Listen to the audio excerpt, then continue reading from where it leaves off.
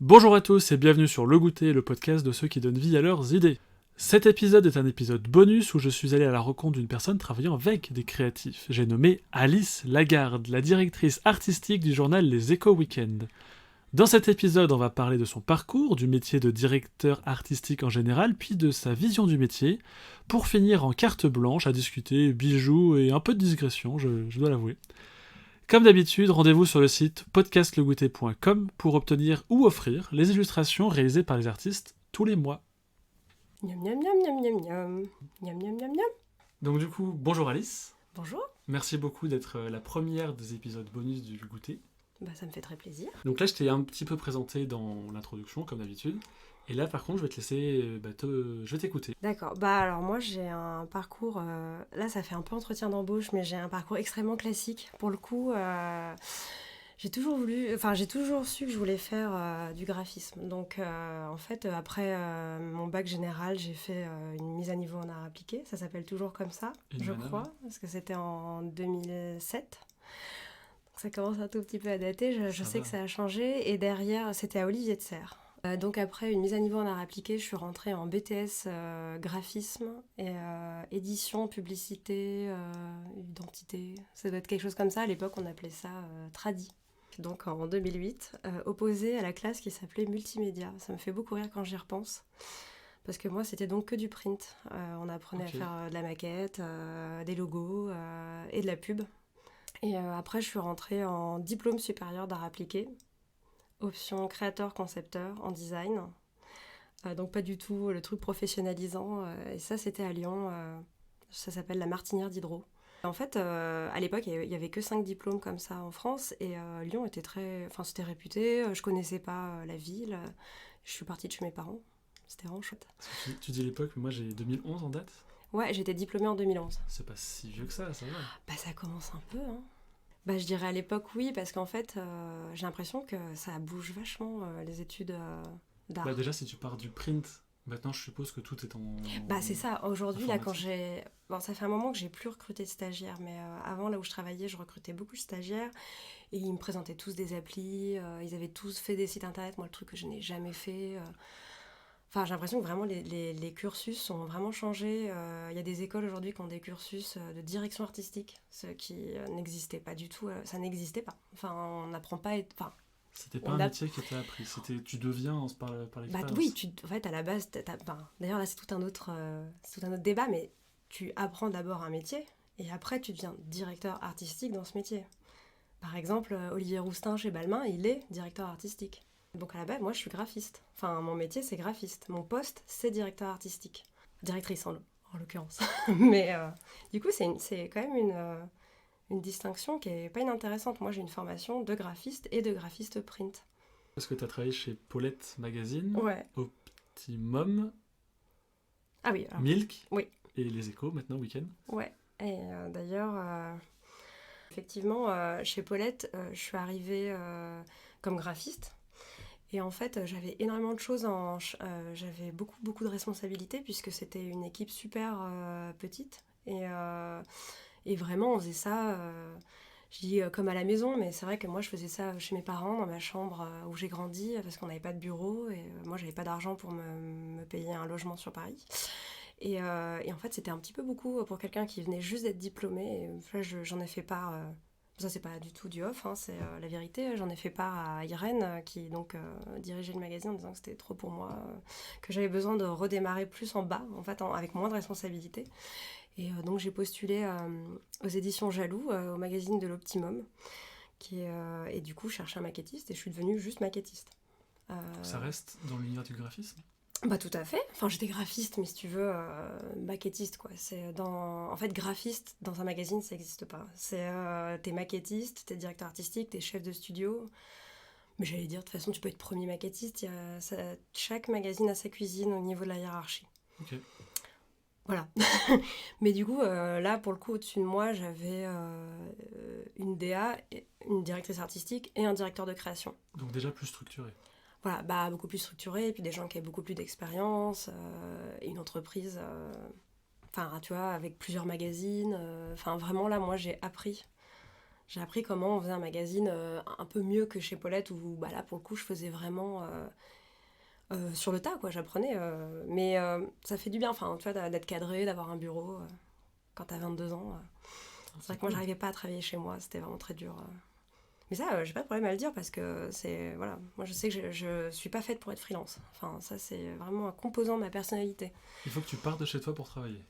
Ah Enfin, ouais. tu fermes la porte, tu vas travailler. Bah maintenant j'aurais plus envie de faire un peu de télétravail, mais c'est vrai que bah en fait c'est pas tellement d'avoir un lieu pour travailler, mais c'est de pas avoir à se soucier des budgets, Ah oui. de faire ta compta. Enfin moi je suis salariée, ça c'est le métier d'autres gens dans les échos, de gérer toute la partie comptabilité, argent, je sais pas, Tu dois publicité. dédier à ton travail. Enfin, t'as Ah bah juste moi, une seule chose à faire et tu le fais bien. moi j'ai une seule chose à faire, c'est je suis la DA adjointe. Alors après moi je sais pas comment dire. Ah mince, ça y est, ça vient pas. J'ai les choses que je dois faire, je sais pas. J'ai mes tâches, voilà. En gros, on est deux, donc je suis l'adjointe de la directrice artistique. Et donc elle a ses tâches, moi j'ai les miennes, on se répartit le travail. Je fais que ça. Voilà. Ok, très bien. Donc après l'Optimum, je suis restée 1 an. Et je suis partie aussi pour des problèmes de contrat. Pour des problèmes d'argent. C'est tout bête à dire. Je serais restée plus longtemps, c'était super, s'il n'y avait pas eu de problème de sous. Et ça, c'est pas du off. Parce que, en fait, faut gagner sa vie. Que j'ai été recrutée chez Milk. Alors, j'avais le poste de chef de studio. Comme c'était une beaucoup plus petite équipe qu'à l'Optimum, donc là, c'était une beaucoup plus petite entreprise. J'ai appris plein de trucs, c'était super. Et genre, si je peux être cash, vraiment, j'avais un directeur artistique qui était super, qui était vraiment formidable, pour le coup. Tu peux le citer si tu veux. Bah, Karel Ballas, qui a fondé Milk, qui est photographe maintenant en plus. Donc il a fondé Milk avec son épouse qui s'appelle Isis Colombe-Combreas. Mais en fait, du coup, c'est un couple qui gère ça. Il y a il doit y avoir une dizaine de salariés. Et moi, j'étais toute seule au graphisme. J'étais aidée par des freelances, mais C'est toi qui faisais ou tu faisais appel à des personnes? Mais je faisais un peu tout. C'est-à-dire qu'en fait, pour les... Ouais, je faisais vraiment un peu tout, quoi. C'est-à-dire, je faisais les maquettes, je faisais les commandes d'illustration. Enfin, j'en avais déjà fait un peu à l'Optimum. Là, vraiment, j'ai commencé à le faire. Voilà, je faisais... après, tu vois, je faisais les cartes de visite. Ah oui, donc. Enfin, tout, quoi. Enfin, il y a un graphiste, c'était moi. Donc, je faisais aussi de la fab, alors de la fabrication. Ce à quoi je suis assez mauvaise, mais t'appelles l'imprimeur, tu fais les commandes de papier, t'envoies les fichiers, t'envoies les chromalents. Les BAT. Je faisais les BAT. Non, mais le truc le plus genre improbable que j'ai fait, c'est quand même une feuille de colisage. C'est-à-dire qu'on avait une version japonaise qui partait au Japon. Et du coup, je devais faire la feuille pour la palette qui partait par avion. Enfin, tu vois, ça, c'était moi. Et quand on recevait les magazines, c'est moi qui les portais dans les escaliers. Enfin, c'est pour ça que je dis l'école de la vie. Bon, j'exagère, mais en gros, j'ai vraiment appris mon métier. Là, chez Paulette et l'Optimum, Parce que du coup, c'est rigolo parce que t'es partie. Donc, Paulette, t'étais petite j'étais... équipe toute seule. Ouais, vraiment. T'es partie sur une équipe structurée avec l'Optimum et t'es revenue un peu comme chez Paulette, chez Milk, avec plusieurs cordes à ton arc. Ouais. C'est pour ça qu'en fait, au moins, comment dire, de tout faire. Ce qui est bien après quand tu montes, quand tu fais plus tout, enfin tout bêtement, quand tu montes en poste, tu sais c'est quoi les contraintes de chacun. C'est-à-dire que par exemple aujourd'hui, je vais jamais à l'imprimerie. C'est pas moi, c'est pas mon poste, il y a quelqu'un à la fabrication qui fait ça. Mais si tu veux, moi j'ai déjà fait un calage couleur à l'imprimerie. Je l'ai fait chez Paulette, je l'ai fait à Milk. Je l'ai pas fait à l'Optimum, mais en gros, tu dis, bah là, non, les photos, elles sont trop rouges. Là, la couleur... Enfin, tu vois, tu cales chez l'imprimeur les couleurs de ton magazine. Ça, c'est... Mais par exemple, on le fait pas ici parce qu'un hebdomadaire, c'est pas comme quand t'imprimes... Oui, puis même les couleurs, enfin, c'est tellement de quantité que les couleurs bougent forcément entre chaque. En fait, il y a tout plein de spécificités où moi, je savais, enfin, je connaissais pas. Si tu veux, j'ai fait un stage en imprimerie comme n'importe qui a fait un BTS graphisme. Enfin, c'est une semaine, c'est genre une semaine d'observation. Moi, j'ai fait un jour. Voilà. Et en fait, t'as des contraintes techniques. Tu peux pas faire n'importe quoi. Enfin. C'est des grandes feuilles. Je veux dire, si à un moment donné, dans une pub, il y a beaucoup de rouge, il faut savoir que ta page, dans ton cahier, de l'autre côté, il y aura du rouge forcément là, parce que c'est toujours la pub qui prime sur ton éditorial. Ça, c'est normal, ils achètent les espaces, voilà. Bah, du coup, tout ça, moi, je l'ai fait et je peux anticiper ce genre de choses quand je vais voir mon service fabrication aux Échos. Donc, il y a quelqu'un qui fait ça et on contrôle les couleurs et je lui demande de retirer du rouge. Il m'explique qu'à l'imprimerie, il roule rouge. Que de toute façon, le rouge, il y a plus de rouge que dans une autre imprimerie. Donc, de toute façon, il faudra que je fasse avec. C'est rouge en plus. Oui, bah, notre logo est rouge, oui. Donc, en fait... ce qui est pas mal de un peu passer par tous les postes, c'est que tu connais les contraintes des autres. Du coup... Donc là, c'est le point culminant pour l'instant. Tu as fait la somme de tout ce que tu as fait, tu le retrouves en exécutif ou non d'ailleurs, aux Échos. Bah oui, tout à fait. Mais moi, je fais encore un peu d'exé. Je fais des maquettes régulièrement. Enfin, ça, c'est normal. Enfin, dans une petite équipe, on n'est pas genre 12, tu vois. T'as des magazines où ils sont genre 10. Là, je regarde, il n'y a personne. Il est 20h. Mais bon. Voilà. Mais non, on est une toute petite équipe. On est 3. Donc, on a une maquettiste. En fait, on a une directrice artistique, une DA adjointe, qui est moi, et une maquettiste. Et après, on a des freelances qui viennent nous aider lors des gros numéros, tout ça. Mais c'est vraiment une toute petite équipe. Miam, miam, miam, miam, miam, miam. Miam, miam, miam, miam. Tu vas parler du métier de directrice artistique. Dans le média papier, j'ai un parcours extrêmement classique. J'ai fait une école d'art, j'ai fait du graphisme. Ça reste extrêmement classique. Je disais qu'il y a des parcours spécifiques parce qu'aujourd'hui, tu as des formations de directeur artistique. Alors là, quelqu'un qui aurait fait le CV, par exemple, qu'ils ont ça, pourrait en parler plus que moi.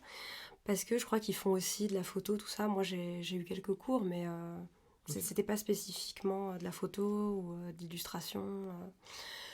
Mais dans la presse, le métier de directeur artistique, ça va de toute façon être attrait à tout ce qui va être visuel dans le magazine. Donc, d'un magazine à l'autre, ça change.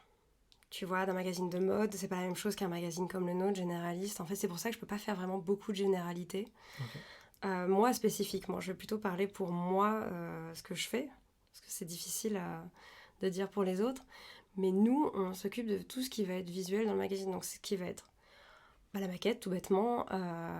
Normalement, tu fais, à la base, tu fais le projet du magazine. Moi, je ne l'ai pas fait, mais tu vas faire le numéro 0, tu vas choisir les typographies, tu vas choisir le papier, tu vas déjà, en fait, tu vas faire le concept visuel du magazine, parce que ça, c'est déjà tout un projet en soi. Ça change de saison en saison, des fois ou ça s'appelle une formule. Donc, tu vois, quand tu vas sur un magazine nouvelle formule, c'est-à-dire qu'il y a une nouvelle direction artistique. Ou une nouvelle vision, en tout cas. En tout cas, non, c'est pas que... Alors ça, ce serait plutôt nouvelle maquette, mais nouvelle formule, c'est vraiment global. Il y aura peut-être des nouvelles chroniques, il y aura peut-être des nouvelles parties de magazine, j'en sais rien, un portfolio, une chronique de quelqu'un de connu à la fin, tu vois. En fait, c'est vraiment penser main dans la main avec les journalistes. Tu vois, moi, je suis journaliste, j'ai une carte de presse. Ok. Alors là, vraiment, tout le monde va rire, mais je suis pas... Évidemment, j'ai jamais appris à écrire, j'ai pas fait d'école de journalisme, mais j'ai un statut journaliste. Parce que je suis... Enfin, d'ailleurs, je pourrais être rédactrice graphique aussi. Ça, c'est un métier qui existe en termes d'appellation. C'est-à-dire que je mets en forme visuellement... des infos. Des infos, ouais, tout à fait. Ce que je peux faire aussi, donc alors, je reprends, donc je gère tout ce qui est visuel, donc ça va être tout le concept de la maquette. Après, tu as évidemment la commande des illustrations. Je pense qu'on est là pour parler un peu plus de ça. Après, on fait aussi toutes les photos. Nous, dans un magazine, tu as un service photo. Donc nous, on a une chef de service photo qui va s'occuper de commander les reportages, tout ça. Moi, j'y touche pas trop parce qu'on a quelqu'un de très bien et très expérimenté qui va faire ça 1000 fois mieux que moi. Mais on en parle, on discute des projets. On s'occupe des séries mode. Donc, choisir les photographes quand on a des séries mode à faire, spécial mode homme, spécial mode femme, le printemps, la haute couture, tout ça. On a aussi beaucoup de nature morte, des séries montres, des séries bijoux. Tout ça, on fait ça parce qu'on a des annonceurs bijoux, on a des annonceurs montres. Donc, mais ça aussi, c'est tout un travail visuel. Enfin, tu vois...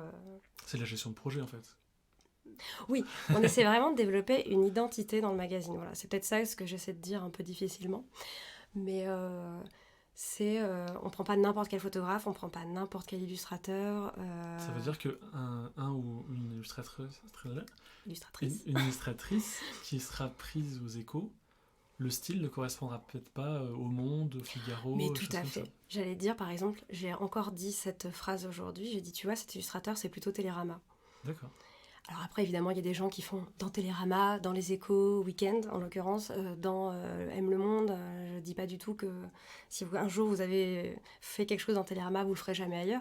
C'est pas du tout ça, mais... Plantu, c'est plus le Monde. Non mais ouais, pour parler de quelqu'un Ah de bah connu, voilà, Plantu, oui. c'est la signature du Monde en termes de dessin. Ah bah oui, alors ça c'est encore autre chose, c'est vraiment du dessin de presse. Tu vois? Non Oui, c'est vrai. Non, enfin mais... oui, mais je pense que ça serait même pour C'est lui une difficile. signature. Ah bah par exemple, j'ai un exemple assez précis. Dans Aime le Monde, enfin, c'est quand même assez connu comme supplément, comme magazine, t'as un dessin chaque semaine de Jean-Michel Texier, j'espère ne pas écorcher son nom. Mais c'est vraiment une signature, tu vois. Lui, il fait toutes les semaines dans Aime le Monde. Et si moi, je prenais cet illustrateur, ce serait un peu bizarre, tu vois. C'est vraiment la signature Aime le Monde. Ou Elle Magazine avec Soledad. Et bah voilà. Bah, après, je pourrais évidemment dire, allez, je le prends, mais ça, c'est des gens qui ont carrément des pages, chroniques, ouais. des chroniques, ils ont des pages réservées pour eux. Nous, on l'a aussi d'ailleurs. On a des gens qui, toutes les semaines, illustrent dans les Échos Week-end.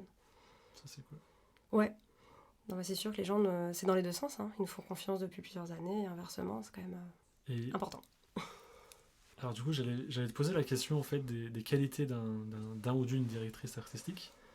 Et on s'est déjà parlé au téléphone avant. Je Oui. sais que toi, c'est la mémoire. Alors, ça fait vraiment genre la qualité où on pourrait penser.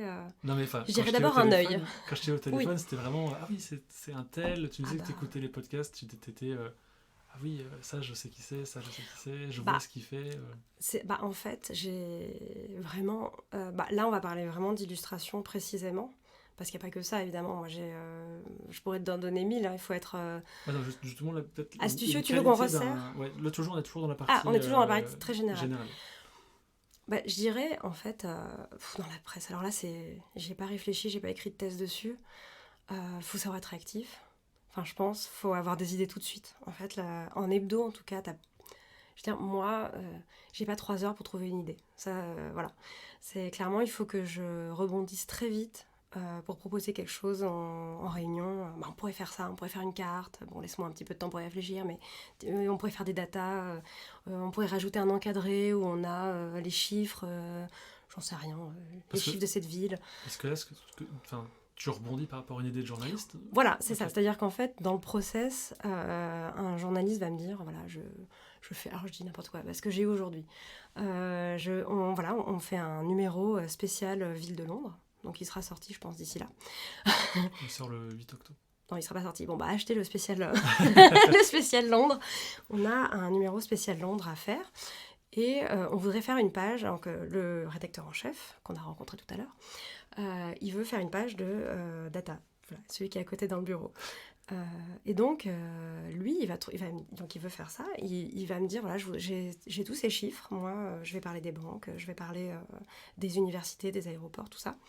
Et donc, il me dit ce qu'il imagine, et puis moi, je vais rebondir, je vais dire, ah bon, déjà, j'intègre ce qu'il veut, et après, je dis, bah écoute, moi j'imagine pas forcément une carte, j'imagine plus un illustrateur qui pourrait faire des dessins humoristiques avec les chiffres, faire une interconnexion entre les deux.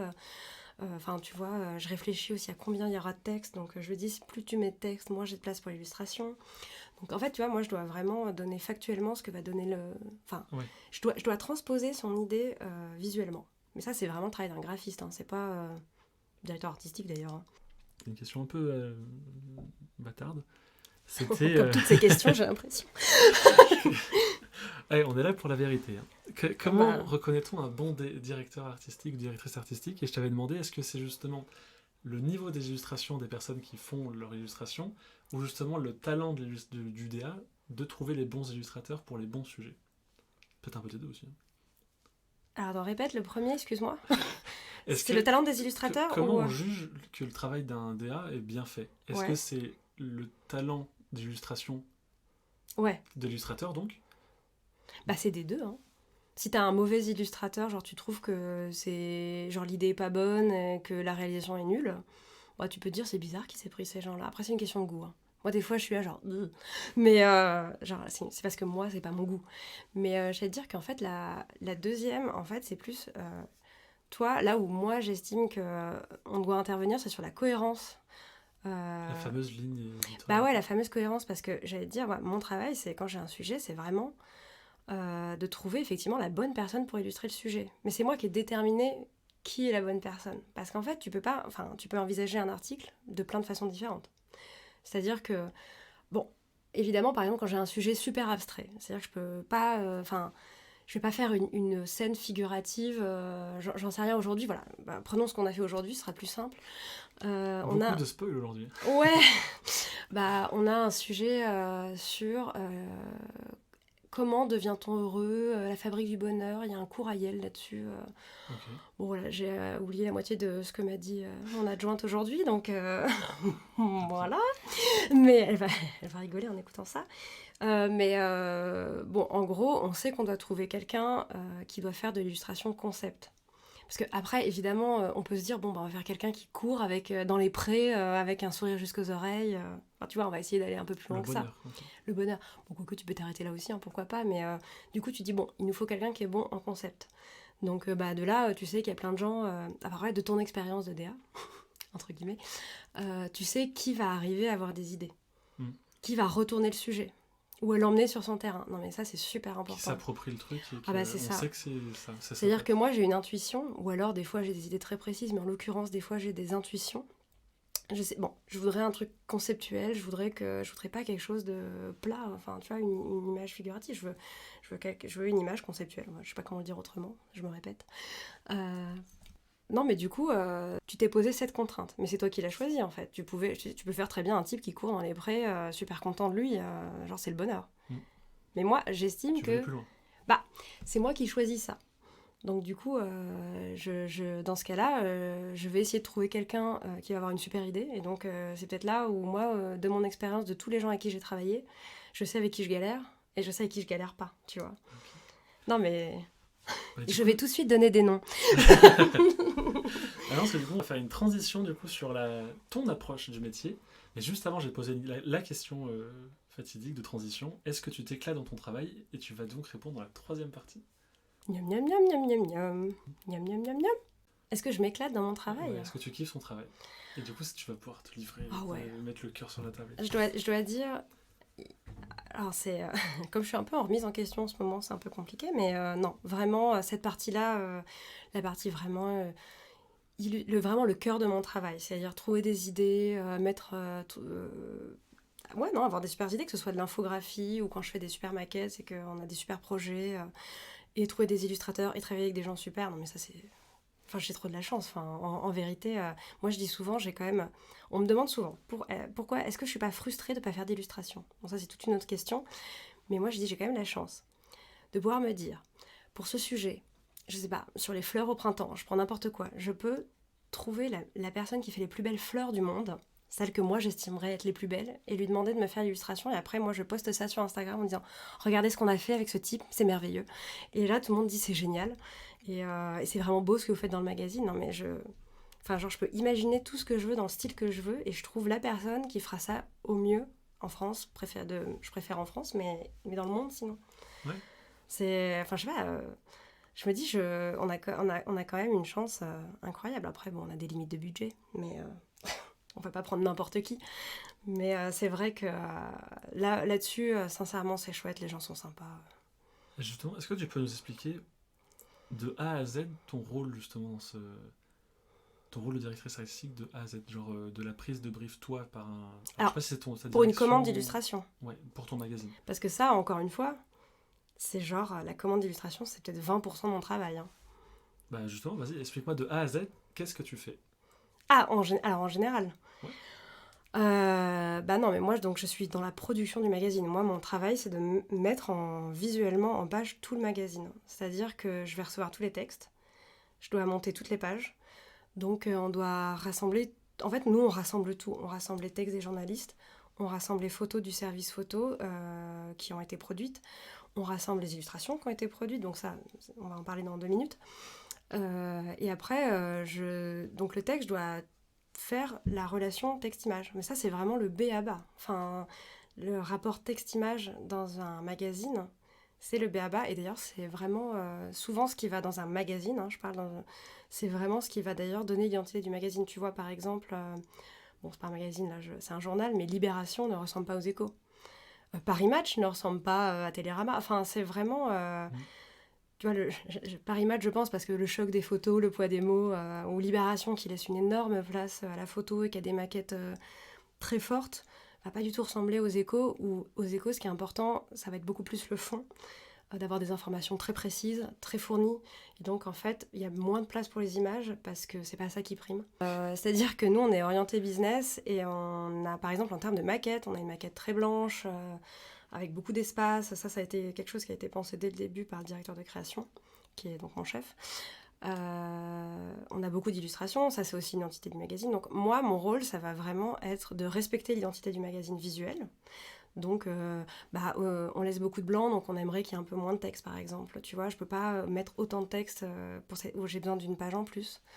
Donc, je reçois le texte, je reçois les images, je monte tout ça. Moi, j'ai aussi des pages où je fais des montages, où je fais moi-même des petites illus, des choses comme ça, ou je sais pas, le photomontage ou des petites choses comme ça que je ne poste pas forcément sur les réseaux sociaux parce que j'en suis pas forcément hyper fière. Mais c'est-à-dire que je dois être quand même super créative visuellement aussi, c'est encore heureux, sinon je me pendrais. Mais c'est-à-dire que il y a tout ça et effectivement, et après tout le déroulement, on a beaucoup de réunions, c'est-à-dire pour discuter des sujets, des angles des sujets, ce qu'on peut apporter au sujet. Par exemple, comme je te disais tout à l'heure, proposer une carte illustrée, tu vois. Ah bah là, on a un article qui vient sur qu'est-ce qui est devenu les endroits autour du mur de Berlin, puisqu'on est sur les 30 ans de la chute du mur. Donc en fait, le journaliste, il m'explique tout ce qu'il va faire, et naturellement, il me dit, on pourrait faire une carte. Donc moi, je dis, oui, on pourrait faire une carte, tout à fait, on pourrait faire ci, ça, on pourrait prendre cet illustrateur, ou quelqu'un qui fait plutôt de l'infographie. J'aimerais qu'elle fasse une demi-page, parce que c'est comme ça que je les fais, les cartes, généralement. Ça peut pas être plus petit, t'as vu combien il y a d'adresses. Enfin, tu vois, moi, je suis déjà en concept... Enfin, lui, il a fait son sujet, il a conceptualisé son angle, tout ça. Il sait combien de signes il va faire. Et nous, à côté, donc on décide de ça. Après, à la réunion, on a la chef du service photo qui est avec nous, généralement. Elle nous dit, on va envoyer un photographe. Donc, ça, faut prévoir une prod, tout ça. Donc, en fait, tu vois, c'est beaucoup de gens... Enfin, on est très interconnectés, on travaille pas du tout dans notre coin. Alors du coup, combien de temps ça prend de faire une maquette de journal ? Encore une fois, ça dépend, ça dépasse. C'est-à-dire que dans un magazine, tu as des pages très chartées. Toutes les semaines, c'est la même chose. Okay. Il y a une rubrique dans les Éco-Weekends, si vous avez déjà lu les Éco-Weekends, et vous devriez lire les Éco-Weekends pour savoir l'actualité des entreprises françaises. Mais non, mais en gros, on a par exemple une page bien-être. C'est les news de ce qui se passe dans le monde du wellness. Genre par exemple, que manger des radis, ça vous fera vivre plus vieux, des choses comme ça. Non, mais n'empêche, c'est surtout... Il y a des études qui sont sorties, on va savoir ce qui est. Et en fait, toutes les semaines, c'est la même maquette. Et c'est les mêmes illustratrices. Donc en fait, ça, à monter, ça me prend 0,5 secondes. Voilà, parce que c'est tout le temps la même chose. Par contre, j'ai aussi des maquettes où là, j'ai pas de charte. Tu vois, je dois inventer un truc toutes les semaines. On a une rubrique qui s'appelle la liste. Et là, toutes les semaines, je dois inventer quelque chose. Et d'ailleurs, j'allais dire... C'est là où c'est la page la plus marrante pour moi parce que ils m'ont demandé de faire des photomontages, de faire des illustrations ou des fois juste une grande photo, mais toujours quelque chose de surprenant. Donc je fais pas mal aussi, j'essaie de faire un peu de data visualisation, j'essaie un peu, je dis j'essaie. Mais du coup... j'ai vu le jour là, c'était avec... Alors c'était quoi ? Il y avait des bulles avec des bonhommes dedans et ça représentait la famille... ah oui, par exemple là j'ai fait une infographie, j'ai fait la généalogie de Kim Jong-un. Et alors, non mais... C'est incroyable ce truc, j'ai appris des trucs, genre, je sais pas, il a fait assassiner son demi-frère. Son oncle aussi, je crois. Ouais, genre, son oncle a disparu. Non, bref, par exemple, ça, c'est moi qui l'ai fait, on m'a donné des références, et ça, moi, je monte le truc, j'ai élagué quelques informations, j'ai proposé ma version, les journalistes les corrigent, après je reprends. Enfin, voilà, ça, c'est du graphisme pur, ça, pour le coup. Et ça, on peut le retrouver où ? Moment pub ? Sur mon Instagram. Tu peux le voir sur mon Instagram, Alice Lagarde. Voilà, pour le coup, suivez-la sur... c'est pas compliqué. Voilà, ça, oui, on peut voir ce que je fais. Et aussi, ce qu'on fait beaucoup entre nous, les DA, se suivre, c'est prendre des idées d'illustrateurs. Parce que là, on sait bien qu'on fait tous pareil. Et moi, je sais qui m'a piqué qui. On dira rien, je sais pas de qui il parle, moi. Non, mais bon, non, mais c'est vrai. Non, mais n'empêche, moi, je suis des directeurs artistiques et je regarde qui ils prennent et tout. On prend de l'information. Hein. Miam, miam, miam, miam. La couverture. Ouais. Comment Ah bah ça... Comment le sujet déjà est choisi? Bah, le sujet, c'est les rédacteurs en chef qui le font. Enfin, le directeur de la rédaction et les rédacteurs en chef choisissent les sujets qui sont le plus porteurs. Le plus... généralement, chez nous, c'est... en fait, le magazine est constitué de plusieurs parties. Pour le coup, c'est très charté. Tu as une partie business, une partie culture, une partie style et une partie développement personnel. Et par exemple, typiquement, celle que vous voyez sur Instagram, c'est la partie qui est illustrée toutes les semaines. Donc ça, ce qui est assez rare d'avoir des illustrations toutes les semaines, on n'est pas beaucoup à le faire. Et souvent c'est la partie business plutôt qui fait l'ouverture, puisque c'est vraiment c'est ce pourquoi t'achètes les échos. C'est sûr que t'achètes pas les échos pour avoir des recettes de cuisine, quoi. Donc mais du coup nous on est parti alors là je vais te dire, c'est pas vraiment ma partie, mais les échos week-end, c'est vraiment raconter le monde de l'entreprise, mais avec des histoires, des anecdotes, enfin tu vois, plus fun que les échos où t'as vraiment les chiffres du chômage, je sais pas, la vie des cadres, enfin les trucs vraiment factuels, hein, quoi. Okay. C'est plus détente. Bah, c'est tout à fait ça. Alors, le slogan, ça fait longtemps que je sais, videz-vous la tête avec un magazine qui vous la remplit. Non, mais... C'est un peu long, quand même. C'est un peu long, ça fait longtemps qu'on l'a pas... Si, je crois que c'est sur les flyers pour s'abonner. Mais ça s'achète en kiosque, hein, par contre, tout à fait. Je fais mon moment pub et il faut acheter de la presse de temps en temps. La couve, d'ailleurs, est-ce que vous faites... Parce que, alors moi, mon magazine de ouf, de référence, même si je suis pas abonné, mais c'est The New Yorker. Attends, c'est quand même intéressant ce que tu viens de dire. Genre, ton magazine de référence, t'es pas abonné. Bah, en fait, parce que The New Yorker, c'est des informations pour les New-Yorkais. Moi, ce qui m'intéresse, c'est juste la couverture. C'est clair. Non, mais ils sont vraiment très forts. Je les suis sur Instagram. Voilà. J'espère que t'es abonné. Ce qui se passe, qu'il y a un nouveau restaurant qui ouvre au l'angle de la rue, je m'en fous, en fait. Sauf si je vais en voyage là-bas, mais c'est pas le cas. Mais la couverture, ça m'intéresse parce que c'est que des illustrations. Il n'y a jamais de photos. Ouais. Est-ce que du coup, tu sais que j'ai vu une conférence du DA du New Yorker et c'était incroyable, je vous la raconte parce que c'est une super anecdote. Il a quand même juste présenté là où il travaille, c'était une série de slides dessinés. Il avait tout dessiné, tous les bureaux avec des petites blagues et tout, c'était genre vraiment... En mode Draw My Life, quoi. Mais oui, mais genre avec lui en direct, c'était au Mac Culture à Londres et c'était vraiment incroyable. Non mais ils sont très forts. Donc tu regardes les couves. Les couves, en fait, nous il y a une identité de couve qui est très très forte et très très contraignante. C'est-à-dire qu'au moment où l'agence qui a fait la conception de la maquette, donc moi j'étais pas encore recrutée à ce moment-là, c'est une agence londonienne qui s'appelle BAM. Ils l'ont fait avec mon directeur de création. Ils ont présenté plein de comment on appelle ça, de concepts de couves. Et ils ont présenté cette couve avec le bandeau. Donc là, c'est là où vous faites pause pour aller regarder à quoi ressemble la couve des échos week-end. Donc en fait, c'est une page blanche avec un tout petit bandeau au milieu. Donc en fait, eux, ils m'ont expliqué qu'on leur avait donné une photo avec laquelle il fallait qu'ils travaillent. Et comme ils aimaient pas trop la photo, ils ont proposé ce système de bandeau qui croppait à mort la photo et qui laissait beaucoup de blanc. Mais ils étaient pas hyper convaincus. Mais c'est souvent comme ça, c'est pas forcément ta proposition préférée qui est retenue. Mais en tout cas... c'est quelque chose de très contraignant parce que ça t'oblige à avoir un format ultra pour faire des paysages. Des photos, c'est chaud, ouais. Du coup, tu croppes à mort les photos. Quand on fait des gros plans comme ça quand c'est des portraits, les visages ils sont coupés, le menton et le front. À la fois, donc tu dis, ok, c'est une contrainte de ouf, mais à la fois c'est une identité hyper forte. Graphique, ouais. C'est-à-dire que c'est une identité, genre la couve elle est blanche, il y a juste un bandeau. Et là. Donc souvent, c'est donc pour répondre à tes questions 20 minutes après. C'est souvent un sujet business qui est en couve, et le sujet business, c'est souvent le portrait d'un grand patron, enfin tu vois, d'une grande entreprise. Donc en fait, ça va être souvent une photo portrait d'un homme d'affaires, par exemple. Ça, c'est vraiment, je dirais, 60% de nos couves. Donc ça, moi, il n'y a pas énormément de concepts. Après, là où mais bon, je veux dire, il n'y a pas de mal. Non. C'est l'identité des éco-weekends. Après, on a aussi des spéciaux où on peut sortir du bandeau de plus en plus. Donc là, ça va être moins sur des sujets business quand on a des sujets spécial Cannes. Voilà. Prenons le spécial Cannes où chaque année on fait illustrer la couve.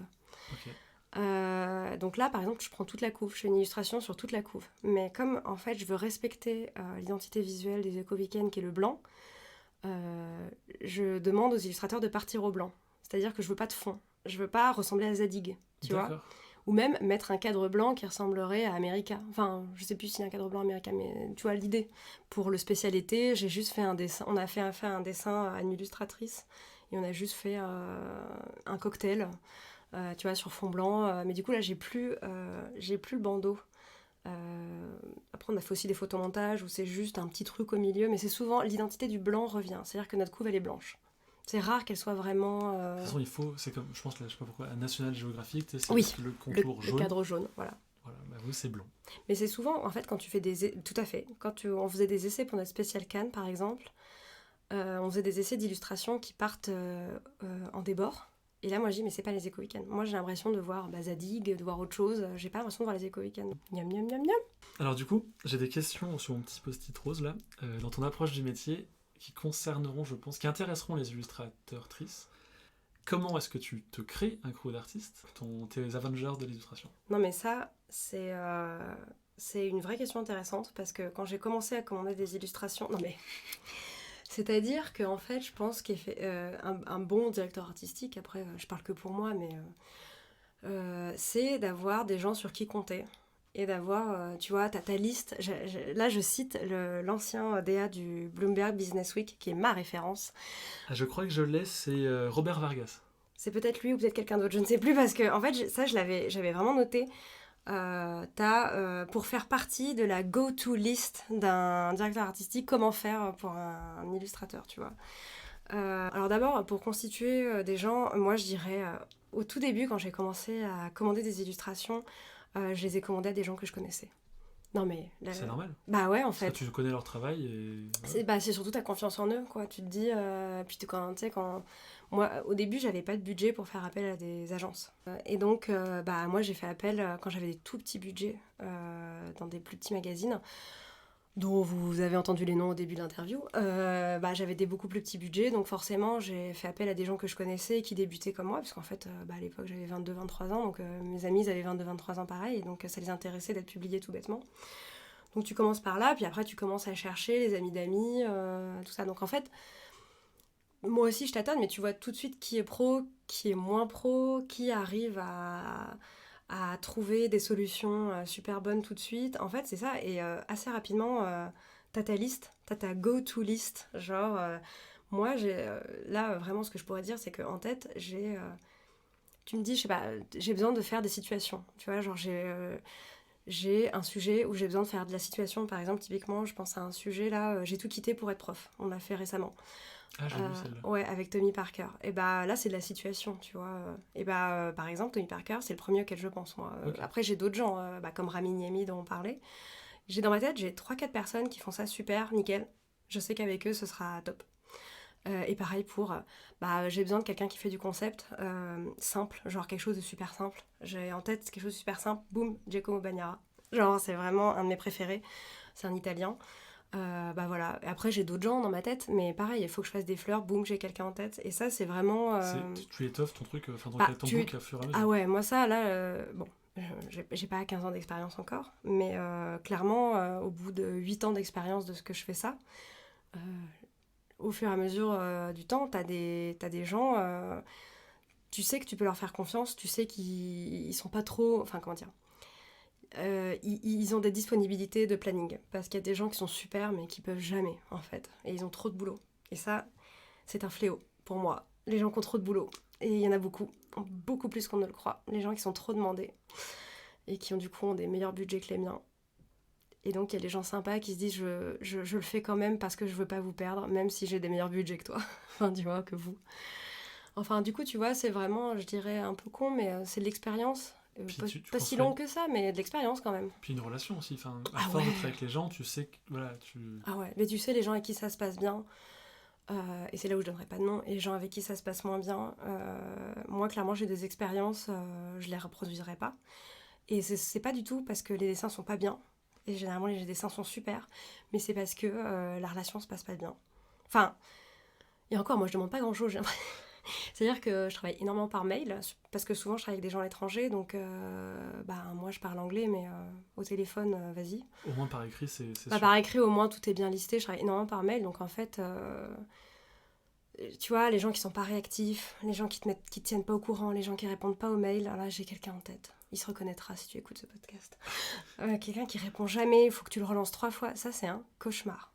Parce qu'en fait, il faut que tu sois au courant, tu vois. Il faut que tu puisses dire à tout le monde où elle en est, ta couve par exemple, où en est ton article. Il faut que tu vois l'avancement du travail. Par exemple, le pire, c'est quelqu'un qui t'a rien montré, qui te délivre un final. Comment ça se passe, justement? T'as des refs, Oui, t'as le des process. trucs, ouais, C'est vrai que moi, on essaie d'avoir... Déjà, on a dû batailler sec pour pouvoir avoir des délais assez longs, parce qu'on n'avait pas non plus des budgets pour commander du jour au lendemain. Parce qu'on a quand même souvent 3 illustrations à faire d'un coup, ou des illustrations assez complexes quand on fait des cartes. Ça c'est beaucoup de travail, ou de la data vise, des choses comme ça. C'est pour ça que je te demandais tout à l'heure combien de temps à l'avance vous travaillez vos maquettes, parce que si vous l'avez d'une semaine sur l'autre, ça peut être En compliqué. fait, on est en flux tendu complet. Je sais pas du tout comment travaillent les autres hebdos, mais en tout cas nous, on sort le vendredi, on a bouclé le mardi d'avant et on a commencé à travailler sur le magazine le mercredi d'avant. Mais en gros, j'essaie vraiment de donner au moins, pour les parties et moi où il y a 3 illustrations, j'essaie de donner 2 semaines. Ouais, C'est-à-dire du moment où je commande au moment où il devra me rendre les illustrations, j'essaie d'avoir 2 semaines. Quand t'es à une semaine, genre par exemple, je sais pas, on est lundi, il faut que le vendredi j'ai les illustrations, ou le vendredi, même genre le mardi d'après. Mais c'est l'horreur pour trouver quelqu'un. Parce que les gens, tu bookes pas ton planning genre 2 jours avant, quoi. Ou alors t'as pas de travail, mais c'est rarement le cas pour les gens qui sont très bons. Donc les étapes, c'est très simple. Je vais contacter un illustrateur, je vais lui dire... un seul à chaque fois? Ou t'en mets 2 sur le coup à chaque fois? Non. Alors moi, ça... Parce que je me dis, faire travailler quelqu'un, c'est alors ça amène un autre conseil. Un premier conseil. Ça amène... en fait, je ne doublonne jamais. Parce qu'en fait, imagine, ça m'est arrivé 1 fois ou 2, que 2 personnes disent oui en même temps. Moi, je trouve ça trop horrible. Je suis toujours sur une seule personne à la fois. Et donc, si vous êtes contacté par moi, Alice Lagarde aux Éco Weekend, sachez que j'attends votre réponse. C'est avant, et que tant que j'ai pas la réponse, ça me fait perdre du temps pour celui qui va prendre le projet derrière. T'attends vraiment une réponse? Ah bah oui, moi je te contacte toi, bonjour, j'ai ça à faire, il me le faut pourtant, mon budget c'est ça, est-ce que tu peux? Il y aura que toi qui auras le mail. Si tu mets 3 jours à me répondre, bon déjà, je t'aurais envoyé 2 mails, un pour dire as-tu eu mon mail? Et le deuxième ce sera si je n'ai pas de réponse, je contacte quelqu'un d'autre. Ce qui est normal. Ce qui est normal, mais T'as des impératifs aussi. ce qui m'arrive souvent, je dis bon voilà, j'ai pas de réponse, donc à partir de maintenant je contacte quelqu'un d'autre. Et ça m'est arrivé 1 ou 2 fois d'avoir une réponse du genre oh mince, j'ai pas vu ton mail, je voulais prendre le truc, et là tant pis, là, le projet est pour quelqu'un d'autre. Mais non, c'est une question de respect là pour le coup, t'imagines? Donc tu contactes la personne. Donc j'ai envoyé un mail, j'ai donné mes conditions, donc voilà, il me faut tant d'images, il me les faut avec ce budget là, pour cette date là, est-ce que ça te dit? La personne me dit oui, donc je donne mon brief. Donc c'est cash ou tu peux négocier, genre tu dis bon, le délai ou le... Tu peux négocier un peu le délai, parce que je prends toujours... Enfin, moi, je prends pas des grosses marges de sécurité, mais j'en prends quand même un tout petit peu. Donc, par exemple, si quelqu'un en qui j'ai confiance me dit je te l'envoie 1 jour avant le bouclage, mais je te jure, je te l'envoie, je vais dire ok, parce que je veux la personne. Mais généralement, je prends quand même quelques jours. Mais, Ouais, pour te retourner quand même. ouais, mais ça m'est jamais arrivé qu'on me laisse tomber. Hein. Ça, c'est vraiment... Je touche du bois, mais... Oui. J'ai pas de bois, là. Mais en gros, c'est vrai que ça m'est jamais arrivé qu'on plante. Mais, je crois. Non, ça m'est jamais arrivé.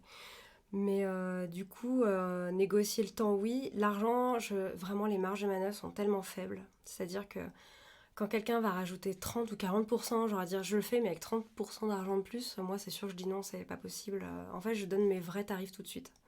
En fait, il y a des gens qui vont se dire j'enlève 20% pour pouvoir négocier, mais c'est pas du tout ma tactique. Je me dis que peut-être que les gens parlent entre eux, et que celui, tu vois, qui a réussi à obtenir 30% de plus va parler à celui qui est genre à accepter 30% de moins. Je trouve ça pas très régulier. Et donc du coup, attends, combien d'échanges il y a? Parce que du coup, tu fais le contrat, alors, la personne t'envoie un ref, c'est ça qu'on appelle? Ouais, donc en fait, j'envoie un brief. J'imagine ça, comme ci, comme ça. Donc c'est vraiment toi, c'est ce que tu mets au téléphone, tu cadres vraiment t'as vraiment déjà une première idée. Ouais, la plupart du temps, j'ai une première idée assez précise. Je donne des références de book, de son book à la personne. Et puis de situation, alors moi je vais dire j'imagine comme ça, comme ci, ou alors tu pourrais aller vers ce genre de concept, mais je suis assez évasive. C'est rare que j'ai des idées très précises. Ça arrive, et généralement quand c'est génial, je suis très contente de moi. Mais généralement je dis voilà, j'ai l'intuition qu'il faudrait faire ça comme ça, tu vois, avec un angle de vue assez intéressant, machin, avec des couleurs comme ça. Et là c'est une discussion en fait. Moi, en face de moi, j'ai un artiste, hein, donc il va me dire, lui, ce qu'il ferait. Enfin, c'est pas du tout... T'attends quand même une proposition. Ah bah, plus que ça. Hein. Pour moi... Faut pas juste faut pas juste appliquer à la lettre ce que tu dis, il faut essayer de border un peu. Moi, j'ai eu une très mauvaise expérience comme ça, où la personne n'a pas réussi à emmener sur son terrain mon brief. Et en fait, faisait vraiment exactement ce que je disais. Et si tu veux, ça rendait pas super. Et c'est là où, en fait, tu vois qu'il manquait le petit côté... le petit twist de l'artiste, tu vois, genre le gars qui a sa vision et qui arrive à faire un truc super cohérent et génial. Et c'est pour ça que moi, je suis pas illustratrice, tu vois. Les gens... après, ils ont leur touche d'humour ou alors leur univers fantastique. Par exemple, je pense à Sébastien Plassard, qui a un univers très poétique. Et souvent, moi, quand je lui dis un peu ce que j'imagine, derrière, je lui ai pas du tout dit de faire l'illustration, mais il a transformé la chose. Il a mis une dose de poésie dans je pense, un sujet où on a fait des avions... des pilotes d'avion, et en fait il a fait des avions avec vraiment, genre par exemple un ciel qui se lève comme un rideau de théâtre, tu vois, c'était hyper joli, et c'est absolument pas moi qui ai donné l'idée, c'est lui qui a un univers fabuleux, et c'est pour ça que je vais vers lui. Okay. Voilà. Et du coup, en fait, pour répondre à ta question, donc on en est à, je te propose l'illustration, oui, voici le brief, voici mon ref, j'aime bien, mais je rajouterai une couleur comme ci, comme ça, et après je reçois le final. Du coup, est-ce que tu as d'autres conseils à poser aux débutants ? Ou non débutants d'ailleurs, c'est comme tu veux. En process, on part du principe que je t'ai déjà booké dans ce cas-là, si t'es un débutant et qu'on est dans le process déjà. En fait, j'ai vraiment pas beaucoup de conseils, mais c'est genre de donner souvent des petits updates. Je pense à Bratislav Milenkovic, avec qui je travaille souvent. Lui, par exemple, souvent, il m'envoie juste des petits mails pour me dire, voilà, j'en suis là, j'ai pas encore fait la mise en couleur, mais qu'est-ce que t'en penses ? Il m'envoie juste... il se rappelle à mon bon souvenir, tu vois. J'ai un autre conseil, si vous avez pas le temps, ne le faites pas. Parce que moi, j'ai déjà eu des gens qui disent OK et qui, du coup, en fait, font ça à l'arrache et ça se sent. Et c'est vraiment vexant pour nous. Il vaut mieux dire non. Il vaut mieux dire non. Enfin, la vérité, je suis non, vraiment... je peux pas. En fait, le mieux, c'est genre, j'aurais adoré, mais vraiment adoré, ne m'oublie pas. Rappelle-moi plus tard, je préfère ça parce que genre je me dis la personne elle veut bosser avec nous, génial, et moi je vais appeler quelqu'un d'autre plutôt que genre je vais le faire, mais je vais le faire genre à 3h du mat, à l'arrache, et du coup genre le truc va être bof, enfin tu vois. Ça se ressent. Ça se ressent. Après il y a des gens qui y arrivent parce que j'ai des mails à 3h du mat. Mais sans décalage horaire. Et c'est génial quand même, alors ça c'est vraiment les exceptions. Je pense à quelqu'un que j'aime beaucoup ce qu'elle fait, Amélie Fallière, qui illustre la gastronomie dans notre magazine, qui fait donc les restaurants, les plats, tout ça. C'est quelqu'un qui envoie des mails à des heures improbables et c'est toujours génial. Donc je pense qu'elle vit la nuit ou je ne sais pas. Mais en tout cas, je lui dis il faut dormir, mais en tout cas bravo. Donc voilà, mais ça, bon après chacun gère comme il veut, hein, mais j'ai vraiment eu l'exemple où les gens l'ont fait un peu à l'arrache. Et du coup, c'est marrant parce que c'est des gens que... Puis ça leur dessert un peu aussi, je pense. Ça les dessert, et surtout, c'était par exemple, ça m'est arrivé plusieurs fois sur des gens avec qui j'avais vraiment augmenté mon budget parce que je les voulais, parce qu'ils sont très pris, et du coup, genre, moi, je donne mon meilleur budget, et tu vois, la personne, elle fait ça à l'arrache parce qu'elle a pas le temps, donc du coup, le truc est pas terrible, et toi, t'es là, donc en fait, je mets mon meilleur budget, toi, tu me le fais un truc pas terrible, ok, moi, mon meilleur budget, c'est genre ton pire budget dans la vie, mais dis non, tant pis, c'est pas grave, je le prendrai pas mal, moi, je m'en fiche, c'est du travail. Le premier conseil que tu as donné, du coup, c'était justement de répondre vite aux mails. Ouais, de répondre vite aux mails. De toute façon, ça, c'était justement le conseil du gars de Bloomberg Business Week. Il y a peut-être juste avant il faut répondre vite. Un preview de ce conseil-là. Comment est-ce qu'on rentre dans ta boîte mail, dans ta boîte de contact, dans ton œil directrice artistique ? Alors là... Comment on ouvre la porte ? Voilà, comment on ouvre la porte ? Mais ça, tu vois, c'est pas vraiment un truc que je peux... En fait, là, tu vois, c'est pas un conseil par rapport à moi, c'est un conseil par rapport à toi, l'illustrateur, qui écoute, ou toi, Arthur, directement. Mais en fait, c'est de rendre visible ton travail. Avec l'adjointe avec qui je travaille en ce moment, par exemple, on passe notre vie sur Instagram, on passe notre vie sur Pinterest, on regarde tout ce qui se fait, on regarde... par exemple, elle m'a montré un truc, des sites genre Behance, enfin des choses comme ça. Il vaut mieux un bon Instagram qu'un portfolio finalement. Ah mais oui, moi de toute façon, on m'envoie les portfolios, je vais direct sur Instagram. En fait, sur Instagram, il y a plus de choses, c'est moins rigide, c'est plus spontané. Et aussi, moi ce que j'aime beaucoup, c'est les gens qui produisent vachement. Genre, je pense à Camille de Cussac qu'on a pris là cette semaine, là, c'est au mur. Elle produit énormément. C'est-à-dire qu'elle poste tout le temps et en fait... Donc tu sais que derrière, elle est capable de produire... Et bah par exemple, j'ai fait un rendez-vous avec son agent avant les vacances, là, avant cet été. Et je m'en souviens pas de son book. Et pourtant, je l'ai vu, hein. Son agent m'a montré plein de mondes géniaux, enfin, super. Et je me souviens pas de son book. Et pourtant, j'ai une illustration, on m'a offert une illustration d'elle. Et elle est dans mes toilettes. C'est les Beatles. Et genre, je sais pas, j'avais pas vraiment repéré, tu vois. Et en fait, cet été, j'ai eu plein de temps pour browser Instagram. Et en fait, elle publiait tout le temps. Et j'étais là, oh, bah dis donc, ça publie. Enfin, genre, c'est vachement sympa. C'est quelqu'un qui est généreux et tout. Et en fait, du coup, on est revenu de vacances avec mon adjointe. Elle avait fait pareil. Elle fait, oui, j'ai vu, elle a publié tout l'été, on va la prendre. C'est cool. Et voilà. Et ça, je dirais que, bon, après, il y a des gens qui sont moins quantitatifs. Tu vois, elle, c'est du carnet de dessin. Donc, en fait, voilà, elle a dessiné toutes les vacances. Je signifie que je lui ai jamais parlé directement. Là, je parle d'elle, mais c'est pas moi qui étais en contact avec elle directement. Mais je sais que, par exemple, dans un autre style, Giacomo, dont je parlais tout à l'heure, Giacomo Bagnara, il publie tout le temps et il y a beaucoup de déclinaisons de ses propres idées. Et Oui, parce qu'il y en a qui ont plusieurs styles. Je ouais. pense tu m'as dit Owen Davey. Ouais. Il a plusieurs styles en fonction du média du médium. Il y a le livre d'enfant, livre de... On reconnaît sa patte, mais c'est pas toujours la même chose. Il faut pas avoir qu'un seul style d'illustration, je suppose. Ah, alors là, je vais être d'accord et pas d'accord. En fait, souvent, donc je vais prendre un exemple très concret. J'ai une très bonne amie à moi qui s'appelle Carole Barrault, qui est illustratrice, et je suis fan de son travail. Et en fait, elle a plein de styles. Vraiment, en fait, c'est Jean Hénarvant qui savent tout faire. Tu vois, Elle fait du violon en faisant la cuisine, quoi. Je sais pas pour ses qualités culinaires et musicales, mais en tout cas pour l'illustration, elle sait super bien dessiner. Elle a un super univers. Elle fait aussi bien de l'illustrator que du travail au feutre. Et en plus, elle sait tout dessiner. Je veux dire, elle sait faire de la situation, du concept. Enfin, elle fait notre page bien-être toutes les semaines. Enfin, une semaine sur deux. Et du coup, si tu veux, elle a beaucoup de styles différents. Et en fait, elle m'a dit, bon, je trahis aucun secret, mais elle a pas réussi pour l'instant à avoir un agent. Parce qu'on lui dit qu'elle a trop de styles différents. D'accord. Et que du coup, l'agent sait pas comment vendre son travail. Trop multiforme, donc pas assez d'identité. Voilà. Okay. Et d'ailleurs, c'est ce que vous disiez avec Alix. Ah, parce que je commence à me vous je me dis bizarre. Non, j'écoutais ton podcast avec Alix cet après-midi et elle parlait du graphiste qui a sa patte, tu vois, genre son identité, et du coup, le client va aller le chercher pour ça, et à l'inverse, quelqu'un qui va s'adapter à tout. Dans l'illustration, c'est un peu pareil en fait. Hein, de faire un choix justement et de dire, enfin, en faisant le choix, il y a des gens qui diront non à ton travail et d'autres oui. Alors, il y a plusieurs cas de figure, mais tu as des gens qui vont être super radicaux. Ils vont faire qu'un type de truc super précis. Et du coup, tu vas aller les voir pour vraiment faire ça. Je pense à Sally Colwell, par exemple. Je sais pas si encore une fois, j'écorche son nom. Elle fait que des fleurs, que des trucs hyper raides, géométriques, mais c'est hyper joli. Si tu veux, je vais la voir pour faire des fleurs. Après avoir discuté avec plusieurs personnes qui faisaient un peu mon travail, pour le coup, on a remarqué qu'en fait, rarement, on prenait la chance de se dire allez, vas-y, je tente avec lui, je vais lui faire un truc qu'il a jamais fait.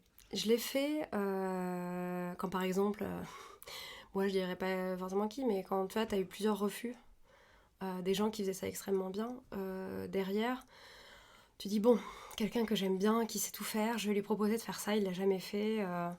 Mais en fait, souvent là, c'est quelqu'un en qui j'ai vraiment confiance. Et d'ailleurs, à chaque fois que j'ai fait ça, l'expérience s'est avérée plutôt concluante. Donc je me dis, j'aurais le faire plus souvent. Puis après, bon, tu te dis, j'ai pas que ça à faire, mais j'ai qu'à prendre la personne qui fait tout de suite très bien ce que j'ai en tête. Oui. Mais du coup, moi je dirais effectivement d'avoir. En fait, c'est pas forcément une question de. Enfin, ça dépend de ce qu'on entend par style, si c'est technique ou identité.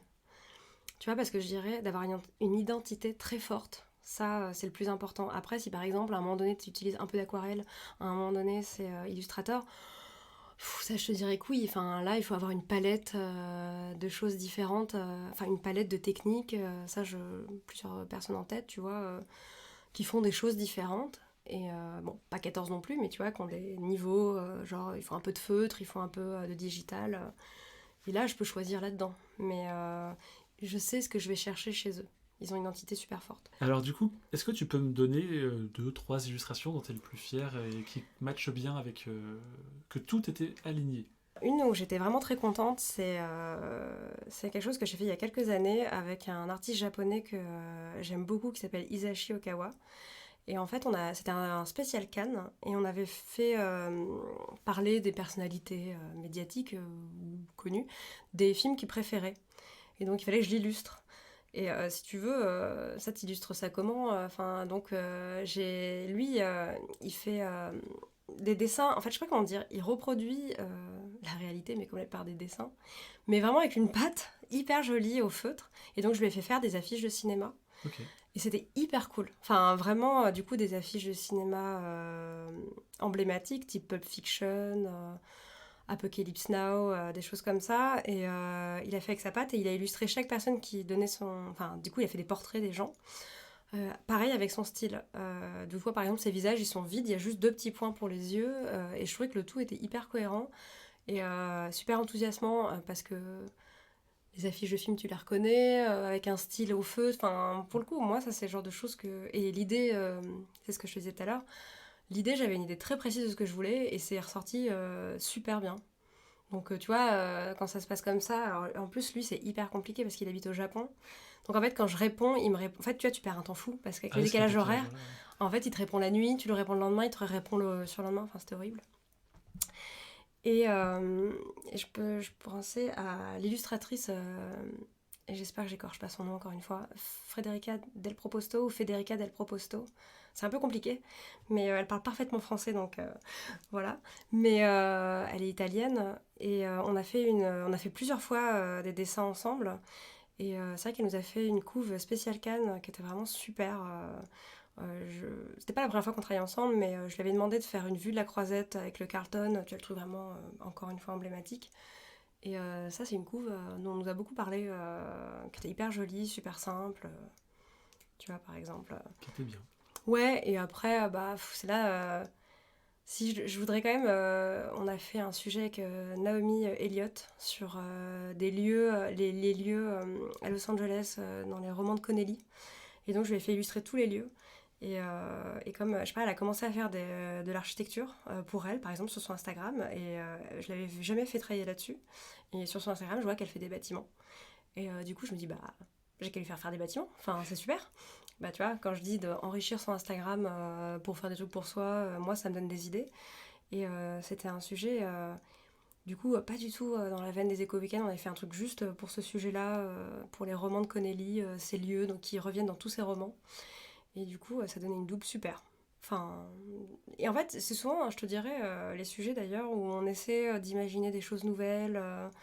Parce que tu vois, les sujets où c'est toujours à peu près les mêmes tailles d'illus, bon, on a souvent des choses géniales, mais quand on est vraiment content, c'est qu'on a vraiment imaginé un concept avec nous-mêmes et l'illustrateur après. Ça, c'est vrai que c'est toujours très satisfaisant. Miam, miam, miam, miam. Là, on va partir sur la carte blanche d'Alice. Écoute, j'avais pas trop d'idées. Mais c'est vrai qu'en fait, tu m'as demandé mes passions, et donc moi, un truc qui n'a rien à voir avec ça, c'est une passion, c'est les bijoux. Voilà, donc on peut trouver ça, voilà, c'est un truc de fille, bon, on s'en fiche, mais moi je trouve le travail super intéressant. C'est ta carte blanche, tu fais ce que tu Et veux. donc en fait, pourquoi j'aborde ça en fait, moi, je me dis, je serai sûrement pas directrice artistique toute ma vie, parce que bon, il y a un jour où j'aurai, je sais pas, même, je sais pas, il y a un jour où j'aurai 45, 55, 65 ans, j'en sais rien, mais j'en aurai marre, où les gens ne voudront plus m'employer, où il y aura plus de travail des directeurs artistiques print peut-être. Et en fait, je me dis, mais en fait, comme j'adore ça, je me renseigne de plus en plus sur les formations pour se reconvertir, tu vois. Et en fait, je me suis dit que ça pouvait amorcer une conversation intéressante sur genre changer de métier, tu vois, Ok. comment tu fais et c'est marrant parce que je pense que toi tu es en partie en reconversion, si je me trompe pas. Je me cherche toujours un petit peu tout le temps. Ouais, tu vois, là où moi j'ai l'impression que ma vie, genre, elle est hyper carrée et finie, et genre la perspective de tout remettre en cause, ça me fait hyper peur. Et la différence, en ce moment je travaille avec quelqu'un qui est en CDD, et tu vois, qui est graphiste mais qui a fait une formation de fleuriste, et elle est graphiste fleuriste. Ok. C'est-à-dire que là en ce moment, c'est mon adjointe, donc elle fait de la DA et du graphisme et de la commande d'illu. Et je veux dire, à côté de ça, elle fait des événements avec les fleurs. Enfin, c'est-à-dire qu'on l'embauche pour faire des set design avec des mariages, des séances photos. Deux casquettes, du coup. Elle a 2 casquettes. Et ça, en France, ça se fait de plus en plus. C'est un truc qui est, tu vois, C'est pas les trop dans notre slashers. culture. Ouais, les slashers, exactement. C'est un truc qui est pas trop dans notre culture. Et c'est vrai que moi, aujourd'hui, j'ai absolument pas envie d'abandonner ce que je fais parce que j'y prends plaisir et je me trouve pas trop nulle. Mais c'est vrai que je suis de plus en plus attirée par apprendre autre chose, tu vois. C'est-à-dire, par exemple, moi, je suis passionnée par les bijoux, donc moi, j'adorerais faire une formation pour connaître les pierres. Genre, je sais pas, devenir créatrice, je pense que je n'ai pas forcément les épaules pour, mais tu vois, genre, je sais pas, avoir ma boutique de joaillerie, des choses comme ça, ou développer des concepts de magasins.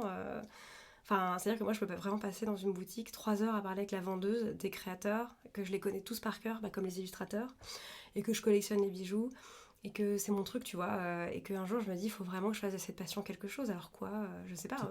Forcément création, parce que tu peux avoir des trucs dans du conseil, justement, ou je sais pas qu'on appelle ça, des chasseurs de... Bah, tu vois, en l'occurrence, en fait, je me dis, mais là où je serais bonne, c'est exactement ce que je fais actuellement, mais appliqué à l'univers de la joaillerie ou du bijou fantasy.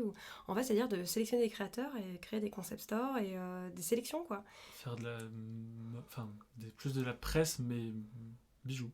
Bah, c'est-à-dire que, par exemple, à Paris, il y a une chaîne de boutiques de multimarques qui s'appelle Birdie et qui cartonne. Et en fait, ils sélectionnent des créateurs et ils ont créé un univers autour de leur boutique. Les boutiques sont hyper jolies, tout est chiné, tu vois, c'est que du mobilier chiné. Il y a un truc hyper bohème, il y a des crânes de buffles dans les... Enfin, tout ça, c'est que tu crées un univers de marque. Et derrière, ils travaillent avec des créateurs de bijoux. Et donc, ils les sélectionnent. Donc, déjà, tu sélectionnes pas n'importe qui, tu vois. Tous tes bijoux ils doivent être cohérents. Mais en fait, tu vois, ça rejoint vachement ce que je fais déjà, mais appliqué à un autre univers. Et genre, je serais trop heureuse de faire un truc comme ça, par exemple. Mais moi, je suis pas une femme d'argent, donc je me dis que ça bloquerait à ce niveau-là. Mais par exemple, de rencontrer des créateurs, de leur proposer, par exemple, moi, d'avoir, je sais pas, j'ai un univers, une boutique où j'ai créé un truc, genre, avec tel éclairage, telle ambiance, comment j'accueille les clients, enfin, j'en sais rien, tu vois. Et venez dans ma boutique, je trouve ce que vous faites merveilleux, je vais le mettre en valeur et tout le monde va porter vos créations. C'est un concepteur, enfin... Ouais, c'est un concept store, ouais, tout à fait. En fait, après, encore une fois, là, à cette idée dans mes rêves où je ne parlerai que de bijoux toute la journée, ce que je fais déjà avec toutes mes collègues. Mais elles sont... Bon, bref, je les saoule. Mais évidemment qu'il y aurait plein d'obstacles parce que ça veut dire parler d'argent tout le temps et ça, moi, c'est un truc que j'aime vraiment pas faire. Tu reviens sur le truc de pas freelance. Ouais. Ah, mais c'est la ça. thune. Non, mais c'est ça, parce que tu veux faire que ce que tu veux faire et pas les à côté, donc les traquettes de factures, de trésor, des trucs comme ça et tout. Il y a tout un tas de trucs que je dois faire organisationnels dans mon métier que c'est vraiment une tannée. Hein. Tout l'organisationnel, la planification, l'organisation, je trouve ça super pénible. Mais après, ça c'est tout le monde. Hein. Je crois que personne dans sa vie fait absolument que ce qu'il aime. Mais déjà, si, moi, les bébés. ouais, en fait, c'est qu'ils ont pas la notion du truc, quoi. Mais c'est, bref. Je pense que j'ai déjà énormément de chance parce que ici, ça roule. C'est tout, enfin, les gens sont sympas, on nous laisse une belle liberté de création. Et puis comme tu l'as dit tout à l'heure, tu kiffes ce que tu fais. Ah ouais, non mais j'adore. Et puis ça me permet d'assouvir ma passion des bijoux puisque je travaille. Hein. Et donc je peux acheter des bijoux. Mais c'est-à-dire que ça devient compliqué, il va falloir que je négocie une augmentation. Mais il n'y a plus assez d'espace sur les oreilles. Oui, oui, parce que j'ai plein de trous aux oreilles, les gens ne me voient pas. Mais ouais, je me suis fait 2 piercings encore ce week-end de plus. Mais tu vois, c'est comme les gens tatoués, je crois. Moi je suis pas tatouée, mais... il y a un espèce de... Ça s'arrête pas. J'arrive pas à m'arrêter. Alors, je vais m'arrêter au bout d'un moment. Il faut que ça reste esthétique, mais il y a une espèce de... Je sais pas comment dire. Enfin, pas de drogue, mais t'es accro au... C'est une espèce de contrôle sur ton corps. Et puis, En fait, ce que je trouve beau dans les bijoux, c'est aussi c'est d'abord la matière naturelle. Genre, c'est quand même juste... la terre nous donne des choses magnifiques et on s'empare.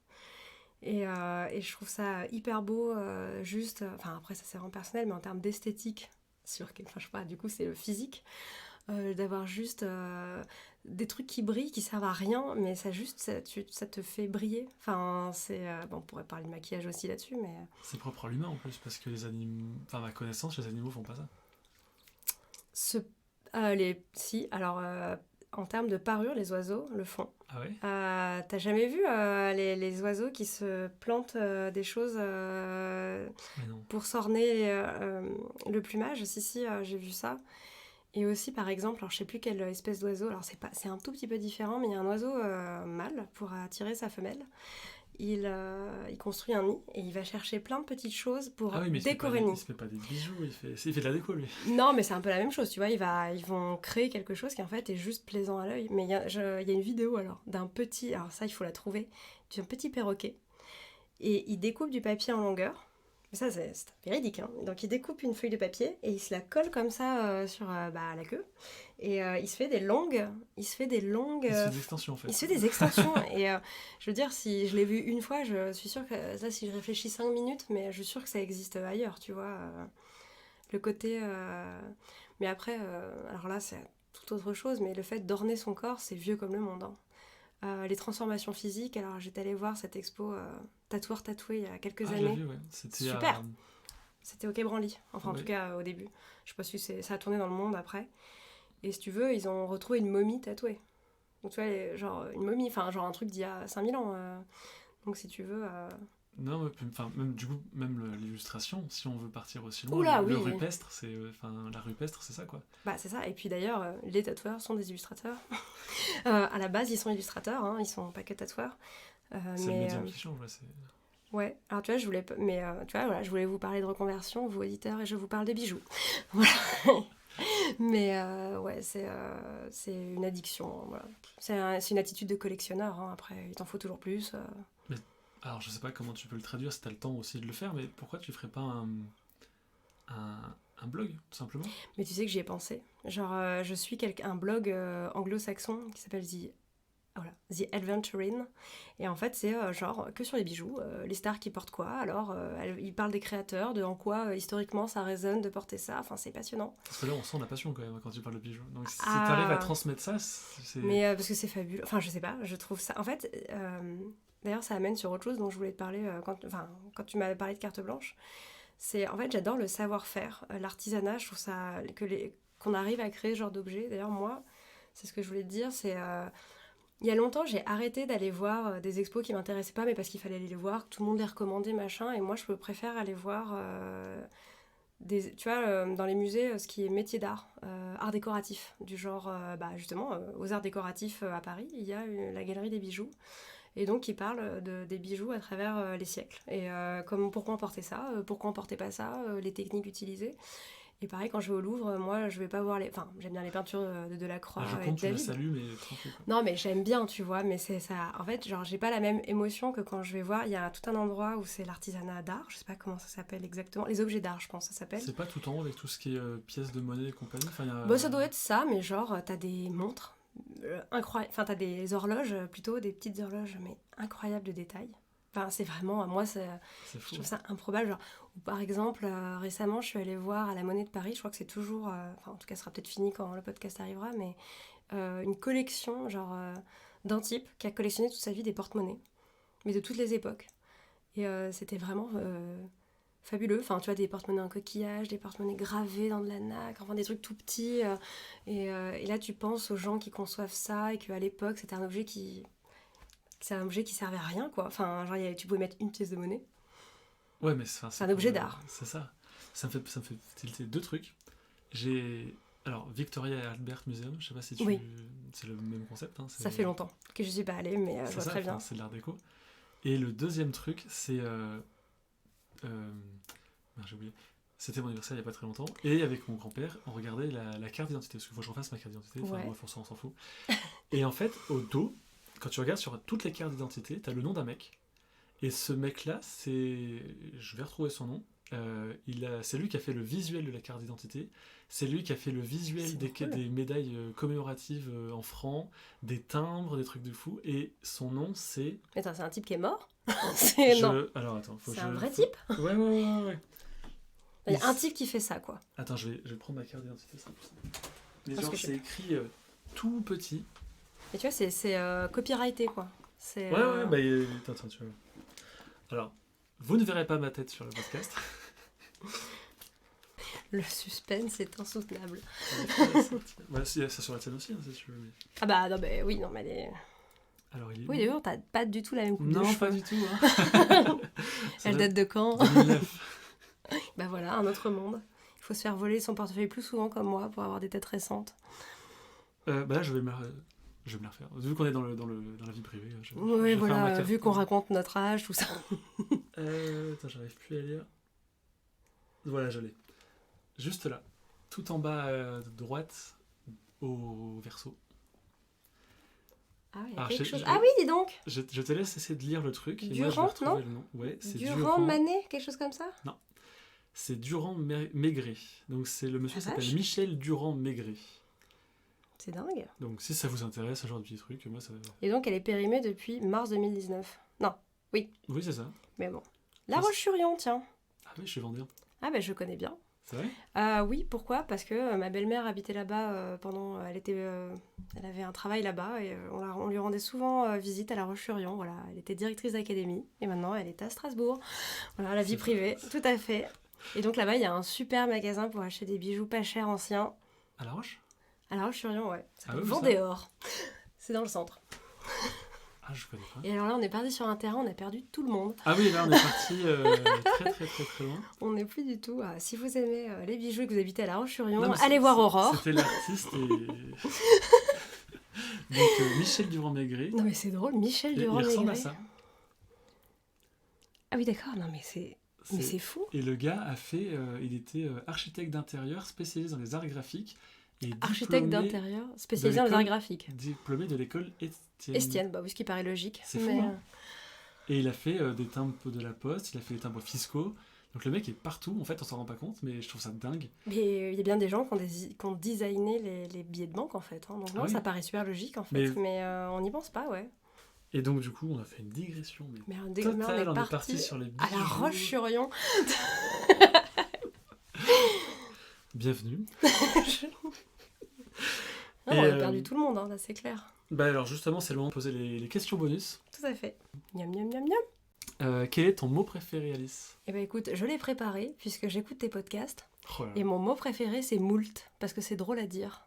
Voilà, donc moult. j'ai mazette avec Alix et moult avec Alice. Moult, c'est quand même rigolo à dire. Moult, c'est vrai. Bah ouais, on devrait plutôt... Fais une phrase avec moult. J'y suis allée moult fois. Bien, au musée? Oui, à la boutique à Vendéor. On va ancrer le podcast. Du coup, c'est une question qui peut être difficile pour toi de répondre. 3 artistes que tu souhaites recommander dans ce podcast? Je vous recommande la marque de Marie-Laure Chamorel. C'est vraiment des choses magnifiques et tout le monde me fait plein de compliments là-dessus. Mais si je vais parler d'illustration... Donc là, ça fait un ou... Ça fait un, ouais, tout à fait. Okay. Si je devais parler d'art, par exemple, moi, ça fait longtemps que je me suis dit je vais assumer que j'aime l'art hyper simple et hyper immédiat, tel que l'illustration, par exemple. Et c'est vrai que j'adore David Hockney, Roy Lichtenstein. Tu vois, j'aime beaucoup Andy Warhol, Martial Rice, tu vois, les trucs... Un peu pop culture qui est connu de tout le monde, tous. Ou par exemple du Jacques Villéglet, hein, qui joue avec les affiches. En fait, tu vois, des choses hyper... En fait, c'est pas du tout pointu, mais je m'en fiche. Enfin, vraiment, quoi. Je vais rebondir sur la Vendée. Il y a un artiste qu'on connaît tous, c'est Benjamin Rabier. Ouais. C'est celui qui a fait le logo de la vache qui rit. Oui, tout à fait. La mise en abîme. Quand vous apprenez ça à l'école, la vache qui rit. C'est fou, hein. Non mais tu vois, n'empêche... Alors attends, je pense à qui? Mince, j'ai le nom d'un graphiste très connu qui a fait plein de pubs, tu vois, comme quoi... Est-ce que c'est des artistes? Est-ce que c'en est pas? Non, mais je pense à des pubs des années genre 20 où il y a du savon. Ça doit être... Comment il s'appelle? Celui qui a fait le bébé Cadom. Ah bon, on s'en fiche. Mais les gens seront là, mais elle est folle, c'est hyper connu. Il y a le droit d'auteur, tu peux dire que c'est un artiste. Ouais. Mais par exemple, aujourd'hui... Alors là, ce serait un autre débat, les graphistes-auteurs avec les autres. Mais bon, voilà. Et si je devais... Alors après, citer un illustrateur, je me suis mis une contrainte toute seule. Non, mais par exemple, il y a quelqu'un vraiment avec qui je travaille souvent et vraiment J'adore regarder son Instagram, c'est tellement joli. Alors, son nom, c'est Lan Truong. Elle est américaine, mais alors, je sais pas de quelle origine, hein, je suppose asiatique. Et elle a un univers hyper 70s et un peu surréaliste. Et c'est vrai que je me lasse pas de regarder ses dessins, c'est hyper joli. Ah, et j'ai quelqu'un de dernier, parce que c'est quelqu'un que je connais personnellement, et que je connaissais son travail avant qu'il soit le compagnon d'une de mes meilleures amies. C'est Simon Roussin, qui fait des BD et qui est illustrateur à Lyon. Mais bon. Je suis tombée amoureuse d'une de ses sérigraphies il faisait une expo à Art Factory. Et c'est une sérigraphie de Steve McQueen sur une moto. Donc moi, je suis absolument pas fan de Steve McQueen ni rien, mais le dessin est tellement beau. Je m'en suis jamais lassée. Je l'ai depuis 6-7 ans, cette illustration dans mon salon. Voilà. Je trouve que c'est merveilleux ce qu'il fait. Voilà. Bon, bah, très bien. Miam, miam, miam, miam. Quel est l'illustrateur ou illustratrice que tu voudrais dans ton tableau de chasse? C'est super difficile en podcast, il faudrait que je te montre des images. Mais, visuellement, c'est compliqué. Ouais. Mais tu vois, j'aime les gens qui ont vraiment de la personnalité, qui ont des personnages forts, avec des choses super reconnaissables. Par exemple, quelqu'un avec qui j'ai travaillé qu'une fois, mais que j'ai mis hyper longtemps à la voir, ce sera peut-être elle que je vais Très bien. citer, même si j'ai déjà travaillé avec elle. C'est Sarah Andreasson, qui fait des super personnages. Elle fait des dessins féministes, elle fait que des femmes... tu vois, musclées, grosses aussi, de toutes les couleurs, avec des cheveux afro, des filles noires, des filles asiatiques. Elle a vraiment une personnalité forte. En plus, la technique est très jolie. Vraiment, elle travaille, c'est des trucs, des aplats de couleurs, mais elle travaille super bien. Je sais pas comment elle fait. Et en plus, c'est hyper funky, c'est hyper 70s comme j'aime. Et ce qui est drôle d'ailleurs, c'est que je l'ai vue sur Instagram. C'est une grande blonde suédoise, si tu veux, hyper belle. Je veux dire, vraiment l'archétype de la fille canon. Et tu vois, à travers ses dessins, il y a une diversité top. Et en fait, je l'ai vue qu'une fois et elle arrête pas de me dire non depuis parce qu'elle a trop de travail. Et ça arrive un peu souvent, ça aussi. Des gens que tu as vus qu'une fois et après ils te disent non. Récemment, on a travaillé avec A.B. Lossing. Et j'avais essayé plusieurs fois. Chaque fois, ça marchait pas. Si, il y a quelqu'un, c'est Vincent Mahé. Ça, ouais, bah écoute, j'ai essayé plusieurs fois et il peut jamais. Son agent est totalement désolé, mais... En plus, il est à Paris, oui, si j'ai pas de bêtises. Mais il a trop de boulot. Ouais. Et là, maintenant, ça y est, les noms me reviennent. Jeff Ostenberg. Genre aussi, j'ai essayé plein de fois, jamais réussi, c'est hyper joli. Voilà, vous avez du travail là, pour aller sur Instagram. Tous les liens seront en description, comme d'habitude. Ouais, voilà, c'est ça. C'est moi qui ai du travail. C'est ça qui est du travail. Bah écoute, si tu veux, je te les enverrai. Hein. Tu m'enverras ton mail. Et là, on arrive sur ma question favorite, hein, même si j'ai beaucoup aimé tout. Le reste, c'est la rencontre la plus folle, étrange, cool, drôle avec quelqu'un de connu. J'aurai sûrement la meilleure histoire quand on aura fini, parce que c'est toujours comme ça dans la vie. Mais je pense à quelqu'un qui est plus vraiment connu, mais qui a été connu. En fait, j'étais à une soirée pour le magazine Jalouse, c'est à l'époque où je travaillais à l'Optimum, et donc c'était le même groupe. Ils fêtaient les 15 ans, je crois, du magazine. Et donc, ils avaient invité plein de gens médiatiques connus. Et il y avait une actrice qui était là, qui s'appelle Delphine Chanéac, je crois. Ouais, bon, maintenant, on la voit plus, mais à l'époque, elle avait fait quand même pas mal de films. Et en fait, elle a fait un film super space qui s'appelle Splice, avec Adam Brody. Et en fait, c'est deux scientifiques. Le film, je l'ai en DVD, je suis allée le voir 3 fois au cinéma. C'est deux scientifiques qui créent une nouvelle forme de vie, je me souviens plus trop. Et mélangé avec de l'ADN humain, enfin c'est une espèce de... D'utopie, enfin de... Non mais tu vois, la créature, c'est une chimère en fait. C'est à moitié humain, à moitié autre chose. Je sais plus trop le début, mais en fait c'est elle qui joue cette créature, qui est hyper étrange. Genre, on voit la créature de fœtus, genre qui a que 2 pattes, et en fait ça devient une femme, mais elle a genre une queue immense. Enfin c'est un truc... Moi j'adore la science-fiction, j'adore les films d'horreur. Là c'était hyper malaisant. Et si tu veux, donc elle a fait ce film que je suis allée voir genre 3 fois... au cinéma, et puis genre, je croise cette actrice que je ne connais ni d'Adam, mais en soirée, et donc j'arrive vers elle, je dis écoutez, je vais jamais voir les gens connus parce que j'en croise à Paris, évidemment on en croise partout, surtout si tu vas dans le centre. Il faut que je vous dise, je vous ai vraiment adoré dans ce film, et moi ça me coûte d'aller voir quelqu'un et de me mettre, j'ai vraiment adoré. Et alors elle m'a répondu ça me fait vraiment plaisir, parce que je sais pas ce qu'elle a tourné de commercial à l'époque, mais elle me dit parce qu'il y a vraiment pas grand monde qui allait voir ce film. Et donc bon, après on a papoté, mais ça m'a fait rigoler cette réflexion qu'en fait le truc avait été un bide monumental. Et bon, ça m'a fait plaisir de lui faire plaisir. Voilà. Je sais pas si c'est étonnant, mais en tout cas, Allez voir Splice, c'est hyper bizarre. Comment tu l'écris? S-P-L-I-C-E. Ok. Splice. Mais ça... ouais, c'était pendant que je faisais mon stage, donc c'est 2008, hein, un truc comme ça. Ouf. Non, mais... non, mais c'est pas... Ça a 11 ans, quoi, mais si tu veux... Voilà, non, mais c'était rigolo, quoi. C'était... Ouais, non, c'est intéressant. Je ne genre, me rends pas forcément compte. Mais j'aime bien cette petite anecdote. Elle est validée. Voilà. Et j'ajoutais ça comme question, ouais. Est-ce que tu peux nous conseiller, alors, livre lu dernièrement que tu conseilles aux gens, alors, dans les bijoux ou dans l'illustration, ou un magazine, ou je lis très pour peu. que les gens se... Tout à l'heure, je te parlais d'étapes. Ouais, bah, Étape Magazine, comme je t'ai dit tout à l'heure, j'ai été très longtemps abonnée, je connais tout par cœur. C'est vraiment, en fait, dans les études, j'étais hyper complexée de pas être très bonne, je trouvais. Parce que moi, j'ai pas... Enfin, je pose cette question-là, c'est pour moi, en fait, clairement. D'accord. Je la laisserai dans le podcast, mais...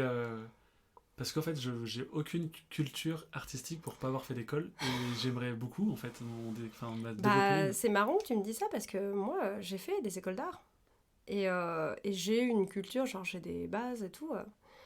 Mais j'ai beaucoup de mal à... Enfin, j'ai un syndrome de l'imposteur hyper... Enfin, je suis pas du tout... genre, je peux pas te sortir toutes les références de la Terre. Non, mais sans faire... Tu vois, et en fait, ce week-end, c'est pour ça que ça me fait rire que tu me poses cette question, je lisais un livre, donc comme je disais tout à l'heure, culture graphique, design, genre une culture graphique de 1800, même avant, je pense qu'il parle de l'invention de l'imprimerie, et donc je lisais ça. Et j'ai lu 2 chapitres. J'avais sur l'art nouveau, un mouvement allemand d'affiches ultra simples qui s'appelle le Sacha Plaquette, un truc comme ça. Moi, je parle pas allemand. Ah, j'aurais dit le Bauhaus, mais non. Non, c'était pas ça. C'était genre des mecs qui faisaient des affiches ultra radicales avec genre, tu faisais une pub pour une allumette, il y avait genre juste... Mâche. Ouais, non, mais il y avait juste... Alors, ça s'appelait genre Pritzer, et il y avait juste un dessin, une forme. C'était 2 dessins d'allumettes, donc tu avais 2 traits jaunes et 2 boules rouges. Et je trouve ça super intéressant, parce qu'ils expliquaient pourquoi. Et après, un truc... c'est plus le pourquoi qui t'intéresse, du coup. Bah ouais, parce qu'une fois que je l'ai vu, c'est bon, mais du coup, ça raconte un peu le contexte et pourquoi ils s'en sont arrivés là. Après, je suis arrivée jusqu'à Dada, et puis bon... c'est un bouquin que j'ai depuis genre 3 ans, et là, je l'ai ouvert. Mais voilà, et j'ai acheté récemment un bouquin, j'ai complètement oublié, c'est tout ça chez Pyramide, hein, faut pas chercher. Et j'ai oublié le titre, et c'est genre, j'ai acheté ça, mais vraiment, j'étais aux arts décoratifs après avoir vu la galerie des bijoux. C'est là où tu passes plus de temps, hein, dans la librairie, et c'était un bouquin sur enfin en gros, apprenez des grands designers, des grands créateurs, je sais plus ce que c'était. Et en fait, ils ont genre 50 exemples, et genre jouer avec l'illusion d'optique, jouer avec les angles de vue. Et en fait, à chaque fois, ils te montrent un exemple